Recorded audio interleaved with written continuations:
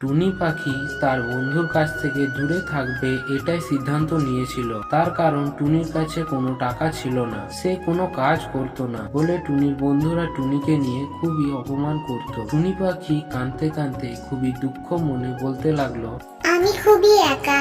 আমার মা বাবা আমার সাথে থাকতো না। আমি কারোর সাথে খারাপ ব্যবহারও করিনি। আমার সাথে সবসময় খারাপই হয়। আমি তো সবারই নিজের মতোই ভাবতাম। আমার কোনো বন্ধু বান্ধবী নেই। এইভাবে উড়তে উড়তে অনেকটা দূর চলে গেল।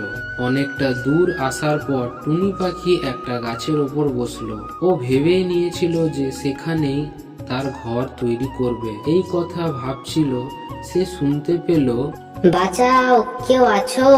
বাঁচাও, আমি খুবই বিপদে আছি, কেউ আমায় সাহায্য করো। টুনি চারিদিকে দেখছিল। সে দেখতে পেল অনেক দূরে একটা পায়রা চিৎকার করছিল। টুনি পাখি তার সাহায্য করার জন্য তার কাছে গেল। আরে সর্বনাশ, আপনার এইরকম অবস্থা কি করে হলো? অবাক হয়ে টুনি পাখি রকি পায়রাকে জিজ্ঞেস করলো। রকি পায়রা বলল, ওখানে আমার ঘর আছে, আমাকে সেখানে নিয়ে চলো। টুনি পাখি রকি পায়রাকে খুবই কষ্ট করে ঠেলায় শুইয়ে তাকে আস্তে আস্তে সেখান থেকে নিয়ে চলে গেল। রকি পায়রা বলল, এখান অবধি আমাকে আনার জন্য খুবই ধন্যবাদ। তোমার সাহায্য আমি কোনোদিনও ভুলবো না। আর একটা সাহায্য করে দাও, ওই দেখো ওইখানে ওষুধ আছে, ওই ওষুধগুলো আমার ক্ষত জায়গায় লাগিয়ে দাও। এরপর টুনি পাখি তার ক্ষত জায়গায় ওষুধ লাগিয়ে দেয়। টুনি পাখি তার খুবই সাহায্য করল। 3 দিন ধরে তার খুবই সেবা করলো।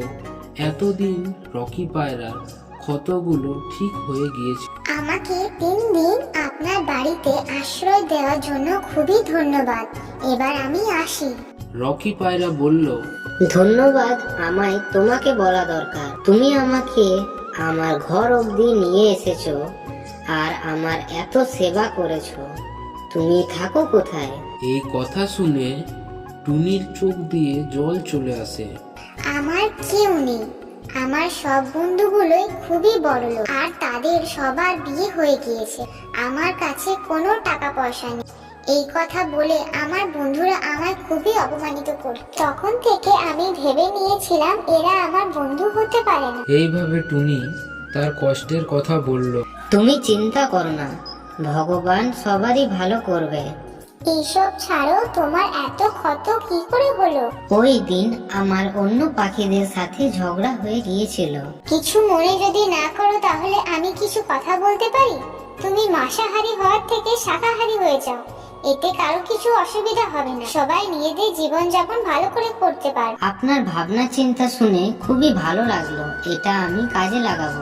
ঠিক আছে, এবার আমি যাচ্ছি। তুমি কোথায় যাবে? তুমি তো বলেছিলে তোমার কেউ নেই। তুমি চাইলে আমার সাথে থাকতে পারো। টুনি পাখি রকি পায়রার সাথে থাকতে লাগলো। কিছুদিনের মধ্যে তারা দুজনে বিয়ে করে নিল। তারা দুজনে কিছুদিনের মধ্যে তারা প্রচুর টাকা কামালো। সেই টাকা দিয়ে তারা বাড়ি বানাবে বলে চিন্তা করলো। দুজন মিলে বাঁশ দিয়ে ঘর বানাবে ভাবছিল। কিছুদিনের মধ্যে একটা সুন্দর ঘর তৈরি করলো। একদিন রকি পাখি বুলবুলি পাখিকে পা দিয়ে ধরে নিজের বাড়িতে নিয়ে এলো। ওর শরীরে খুব ক্ষত ছিল। এই ক্ষতগুলিকে দেখে টুনি বলল, আরে, আমার বন্ধুর সঙ্গে এটা কি হলো? একে কোথায় পেয়েছো তুমি? একে রাস্তায় পড়ে থাকতে দেখি, তারপর একে তুলে নিয়ে এলাম। তারপর দুজনে মিলে বুলবুলিকে ফার্স্ট এড দিল। কিছুদিনের মধ্যে বুলবুলি ঠিক হয়ে গেল। বুলবুলি কাঁদতে কাঁদতে বলল, বন্ধু, সেদিন তোমাকে খুবই অপমানিত করেছিলাম। সেই দিন বুঝতে পারলাম বন্ধুত্ব কি জিনিস। আমার দুঃখের দিনে আমার সব বন্ধুরা কথা বলা বন্ধ করে দিল। আমাকে খুবই অপমানিত করেছিল। এই সব জিনিস সহ্য না করতে পেরে আমি আত্মহত্যা করতে গিয়েছিলাম, কিন্তু ভগবান চেয়েছিল যে আমি তোমার কাছে ক্ষমা চাই। এই জন্যে আজ আমি তোমার কাছে দাঁড়িয়ে আছি। তুমি পারলে আমায় ক্ষমা করে দিও। বন্ধুরা, এই গল্প থেকে আমরা এটাই শিক্ষা পেলাম যে বন্ধু এমনই বানাও তাতে যে রকমই সময় আসুক না কেন ওরা আমাদের সঙ্গে যেন থাকে। তারাই আসল বন্ধু হয়, নাকি গরিব হওয়ার জন্য আমাদের সাহায্য না দেয়।